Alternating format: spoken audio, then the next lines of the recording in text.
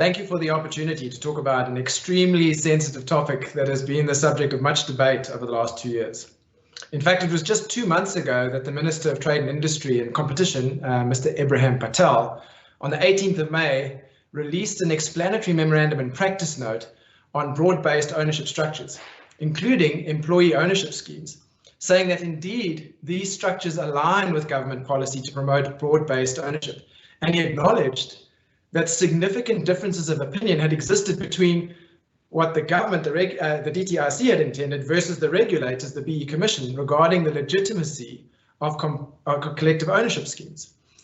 And funnily enough, almost exactly 2 years earlier, in May 2019, the BE Commissioner had issued a statement saying that the vast majority of broad-based ownership schemes and employee schemes were in fact not ownership.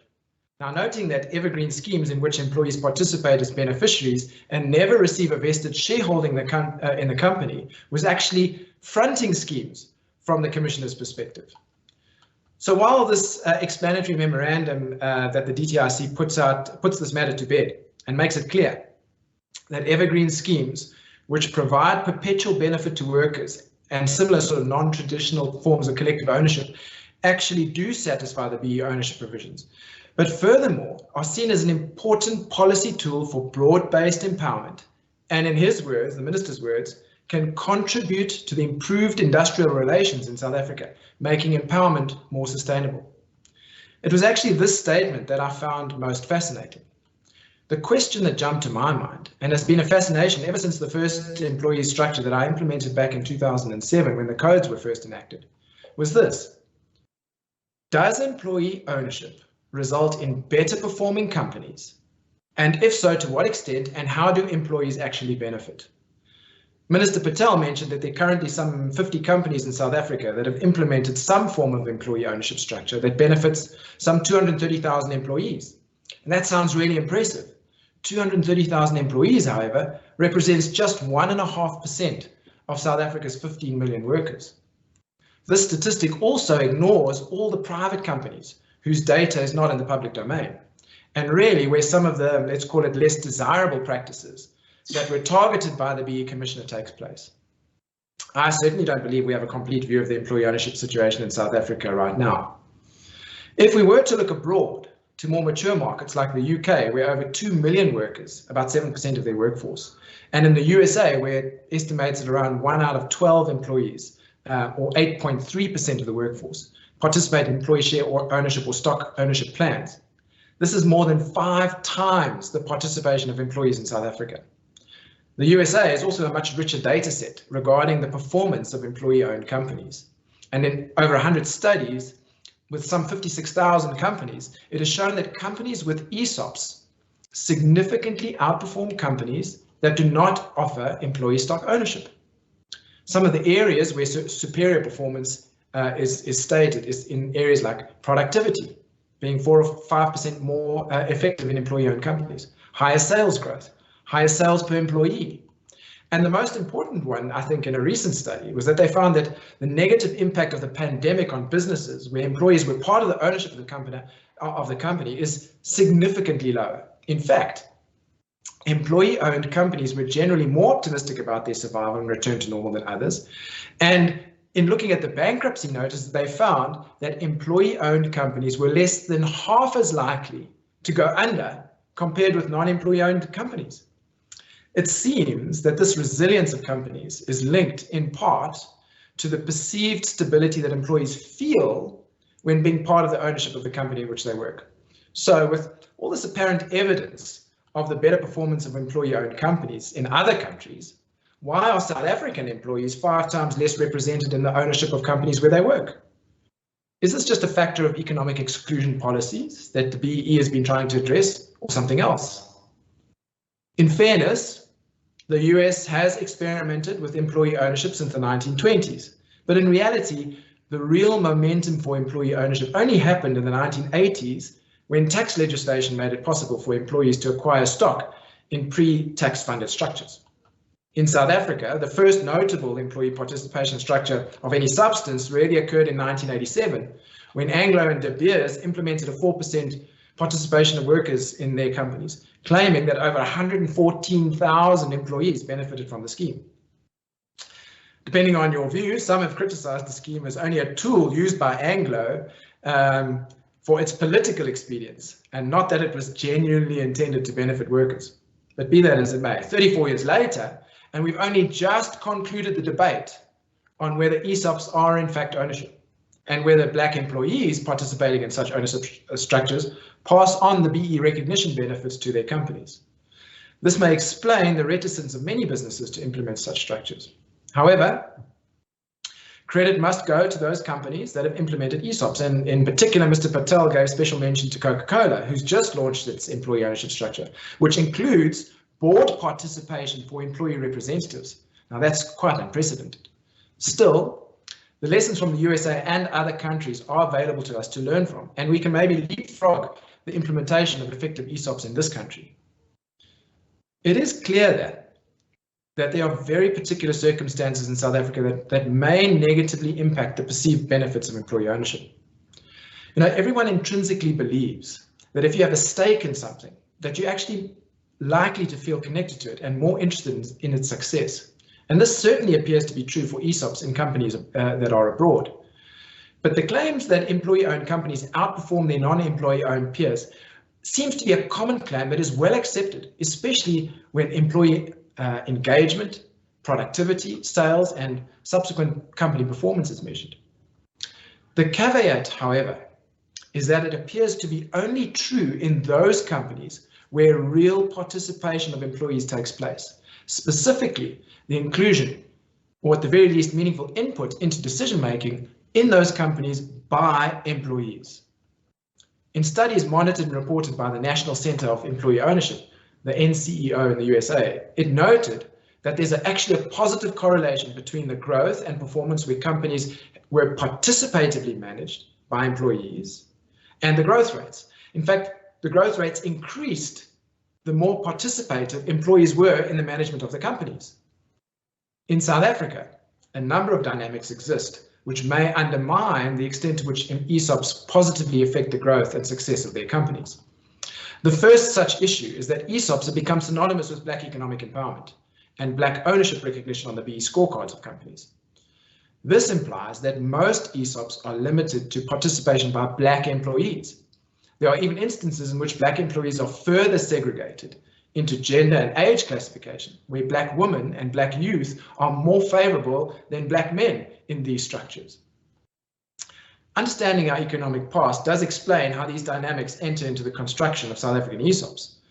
The extreme economic exclusion of black women has necessitated a particular focus on this defined class of persons, which is very effectively done in the additional points awarded for black women on the ownership scorecard for BEE purposes. The question is whether this selection of a defined class within the employee pool results in the same cohesiveness and employee stability that US companies report in their ESOPs, which seems to be a key factor in the company's resilience in the face of tough trading conditions.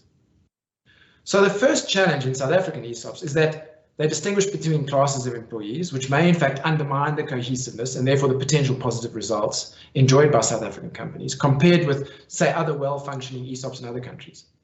But another factor that has a significant impact on the effectiveness of ESOPs is the supporting legislation to enable the affordability of ESOPs both to the companies that sell equity to these schemes and the employees who become beneficiaries. So in South Africa, the tax legislation and the BE legislation, particularly the BE legislation, make implementation quite tricky. Specifically around ESOPs, the tax legislation has actually broadened the net to include much of the proceeds that employees receive from their participation as ordinary taxable income. Now, this is a bit counterintuitive because it means that the proceeds get taxed at the marginal tax rates for those individuals. So while there are certain exemptions in terms of Section 8 of the Income Tax Act, there's still, I believe, a lot of work that needs to be done to support the affordability of ESOPs and the benefits of participation, which Minister Patel alludes to, in fact, in a recent press briefing where he stated that government would work with unions and corporates to improve funding arrangements to ensure that ESOPs provide for real ownership and a greater say in decision-making. I think this is welcome news, and it is hoped that the South African tax regime will be brought alongside to support the affordability of ESOPs. There are, of course, some very positive dimensions to employee ownership that are contained in the BE legislation, specifically for ESOPs. Now, firstly, we understand that in line with the general provisions for ownership in the BEE codes, the rights of shareholders are encapsulated in 3 key measures: voting rights, economic interest, and net value. Now, the BE codes go further when addressing the rights of participants in ESOPs by introducing requirements that entrench participation of employees in these schemes, specifically that employees must take part in appointing at least 50% of the fiduciaries or trustees, and they must have access to all the information, the financial statements, and be invited to the AGMs of these schemes. Now, these measures are aimed at ensuring inclusivity of employees in managing the schemes. However, this doesn't necessarily extend to the role of the employees in the company boards. Now, again, Minister Patel has alluded to the fact that in the company's amendment bill is being prepared that sets out modalities for improved representation of worker interests in company decision-making, and boards in particular. And he's calling upon tertiary institutions to educate workers to become potential directors. Now, in the context of company performance, where increased participation is correlated with improved results across various metrics, I think this is a really good thing. In a sense, this is one of the areas where the BE Commissioner took a firm stance when she attempted to enforce the view that if employees, through their trustees, did not participate in board decisions of the company, then the structure was effectively a fronting structure. This view obviously was overturned in the practice note published on the 18th of May, when it was made clear that fiduciaries, the trustees, are actually appointed to act on behalf of employees, and that this appointment is sufficient to mean that it demonstrates effective voting rights in ESOPs. Sadly, however, I've seen very few effective mechanisms to engage employees in conversations about their ideas or concerns so that they can be heard and acted upon in the boardrooms where decisions are made.